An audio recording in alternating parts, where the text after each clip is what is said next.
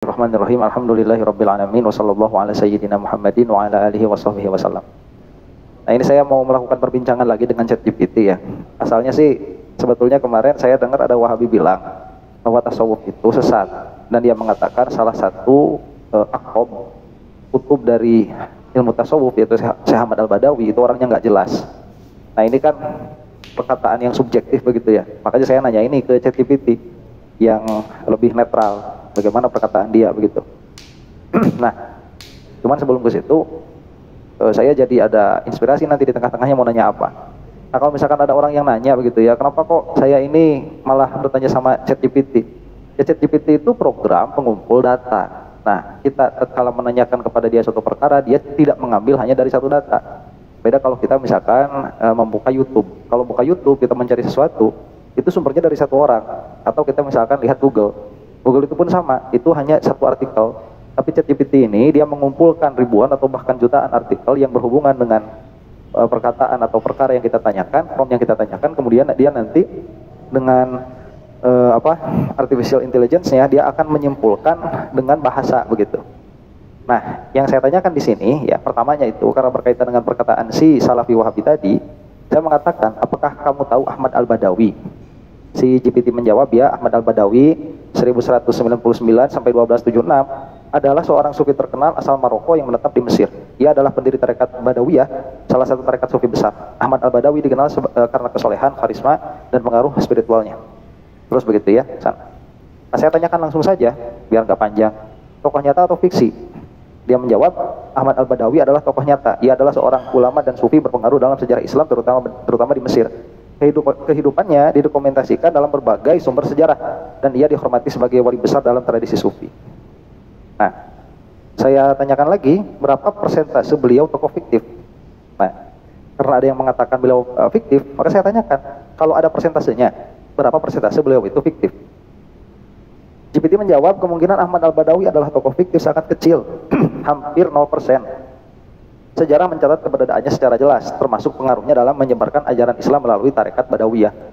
Jadi salah satu indikasi bahwa seseorang itu nyata atau fiksi itu adalah dari orang-orang generasi setelahnya.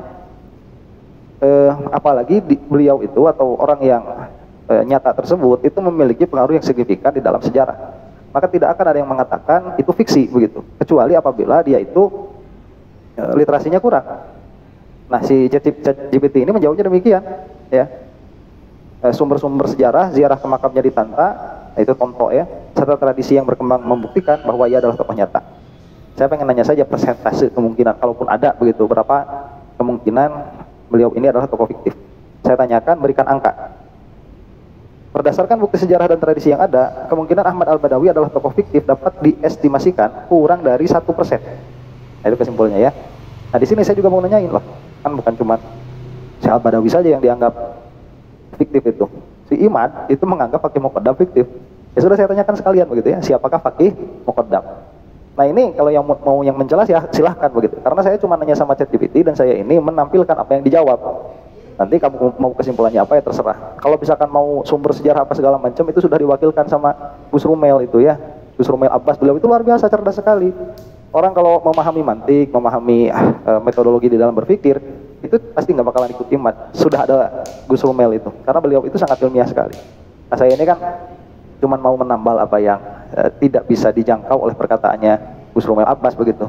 Karena orang kalau sudah benci, ya nggak bakalan menerima perkataan apapun. Nah, ini yang menjawabnya ChatGPT, mau benci sama ChatGPT begitu. Saya bertanya, siapakah Faqih Muqaddam? Kemudian dijawab, Faqih Al-Muqaddam yaitu Muhammad bin Ali Ba'alwi, demikian dan demikian itu ya, adalah tokoh sufi dan pendiri tarekat Alawiyah di Hadramaut, Yaman. Teruslah sampai ke bawah itu, bisa dibaca sendiri. Saya langsung ke pertanyaan saya, nyata atau fiksi?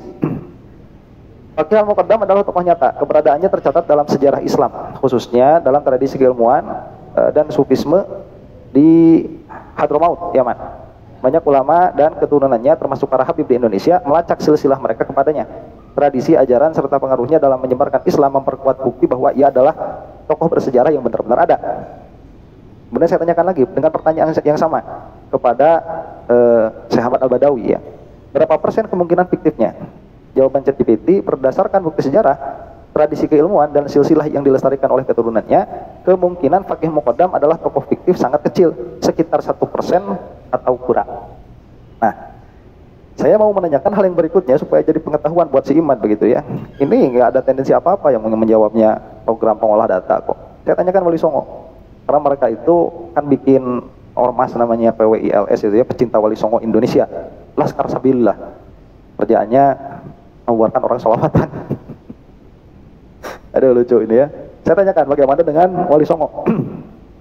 JPT pun menjawab, Wali Songo adalah tokoh-tokoh penting dalam sejarah penyebaran Islam di Nusantara, khususnya di Jawa. Mereka adalah 9 wali yang dikenal sebagai penyebar Islam melalui pendekatan budaya dan kearifan lokal. Namun ada perdebatan di kalangan sejarawan mengenai detail historisnya, terutama karena kurangnya sumber primer yang mencatat aktivitas mereka secara langsung. Nah ini saya tidak menanyakan karena ChatGPT sudah tahu pola pertanyaan saya pasti akan menanyakan apakah fiktif atau nyata. Dia langsung menjawab, kemungkinan fiktif. Sebagian besar sejarawan setuju bahwa Wali Songo adalah tokoh nyata, tetapi rincian biografi mereka bisa bercampur dengan legenda. Persentase kemungkinan bahwa keberadaan mereka sepenuhnya fiktif diperkirakan sangat kecil, sekitar 5% atau kurang. Nah ini yang kalau tadi pakai Muqaddam itu kurang dari 1%, Wali Songo ini 5% kemungkinan fiktifnya. Saya tidak mengatakan begitu ya, karena sedari awal kalau yang mengikuti konten-konten saya ini tidak ada tendensi apa-apa balik kepada habaib atau kepada Wali Songo. Begitu. Cuman untuk saya mah ya Ba'alwi ya nyambung ke Rasulullah SAW, kemudian tokoh-tokoh yang disebutkan fiktif itu tidak fiktif sama sekali. Pun demikian Wali Songo, ya, hanya orang yang bodoh yang mengatakan Wali Songo itu tidak ada. Dulu yang mengatakan Wali Songo fiktif siapa? Wahabi itu, ya. Sekarang yang mengatakan Faqih Muqaddam fiktif siapa? Imad tuh. Pola pikirnya mirip sama Wahabi, begitu. Cuman kalau misalkan kata ChatGPT, ini kata ChatGPT bukan mewakili pernyataan saya. Sekali lagi, saya itu tidak menyatakan Wali Songo itu fiktif ya, wallahi tidak. Nah, ini kalau kata ChatGPT, Wali Songo itu lebih besar kemungkinan fiksinya, kemungkinan fiktifnya daripada Faqih Muqaddam. Jadi kalau misalkan mau konsisten di dalam berpikir begitu ya, melihat data-data, semua data yang ada, kalau misalkan Faqih Muqaddam dikatakan fiktif, harusnya itu Wali Songo juga dikatakan fiktif. Kayak siapa? Kayak Wahabi. Begitu. Nah, saya mau ngecek saja, ya, mau ngecek lagi nih tokoh-tokoh yang dikenal ada, persentase kemungkinan fiksinya. Saya tanyakan si Pitung. Ya, bagaimana dengan si Pitung? Si Pitung adalah tokoh yang dikenal dalam cerita rakyat Betawi sebagai seorang pahlawan dan perampok baik hati yang melawan ketidakadilan penjajah Belanda. Namun keberadaannya sebagai tokoh nyata masih diperdebatkan, karena sebagian besar informasi tentang si Pitung berasal dari cerita lisan, legenda, dan sastra, bukan dari catatan sejarah resmi. Kemungkinan fiktif, karena kurangnya bukti sejarah konkret, kemungkinan si Pitung adalah tokoh fiktif diperkirakan sekitar 50% sampai 70%. Meskipun bisa jadi kisahnya terinspirasi oleh figur nyata yang keberadaannya tidak terdokumentasi dengan baik. Nah itu, kalau saya mah, buat saya masih Pitung juga benar, ada begitu ya, buat saya mah. Cuma kalau misalkan Pitung ini ada khilaf di dalam apakah dia itu tokoh fiksi atau tokoh nyata, ya itu wajar. Kemungkinan fiksinya saja 50% sampai 70%. Nah, saya tanyakan lagi nih yang suka dibawa-bawa sama kelompok Imad itu, Sabdo Palon ya. Bagaimana dengan Sabdo Palon? ChatGPT menjawab, Sabdo Palon adalah tokoh legendaris dalam tradisi Jawa yang sering dikaitkan dengan cerita runtuhnya kerajaan Majapahit dan munculnya Islam di Jawa. Ia dikenal sebagai penasihat spiritual atau abdi setia Raja Brawijaya V. Dalam kisah tradisional, Sabdo Palon disebut memberikan sabda atau ramalan bahwa Hindu-Buddha akan kembali ke Jawa setelah Islam mendominasi. Itu kan punya ramalan-ramalan ya. Ya silahkanlah, saya menanyakan lagi. ChatGPT menjawab lagi kemungkinan fiktifnya, karena Sabdo Palon lebih sering muncul dalam babad, serat, dan tradisi lisan yang bercampur mitos, kemungkinan ia tokoh fiktif sangat tinggi, sekitar 80% sampai 90%. Meskipun ia bisa melambangkan nilai-nilai budaya atau spiritual tertentu. Ya jadi secara perkataan mungkin menjadi inspirasi bagi orang-orang begitu ya. Cuman ini kemungkinan fiksinya besar sekali, 80% sampai 90%. Ini kemungkinan fiktifnya lebih besar daripada si Pitung. Nah saya tanyakan satu lagi ini terakhir ya, biar tahu ChatGPT itu ya begini jawabannya. Nggak semua disebut fiksi, nggak semua disebut nyata begitu. Bagaimana dengan Sun Gokong? Nah ini Sun Gokong adalah lebih dikenal, Sun Gokong atau lebih dikenal sebagai Sun Wukong adalah tokoh utama dalam novel klasik Tiongkok Perjalanan ke Barat. Versi Inggrisnya itu Journey to the West. Ini saya ngefans banget begitu ya sama kisah Journey to the West ini. Ia digambarkan sebagai seorang raja monyet yang memiliki kekuatan luar biasa dan bisa berubah bentuk. Meskipun Sun Wukong adalah tokoh fiksi yang berasal dari karya sastra, ia sangat dikenal dalam budaya Tiongkok dan Asia Timur sebagai simbol keberanian dan kecerdikan.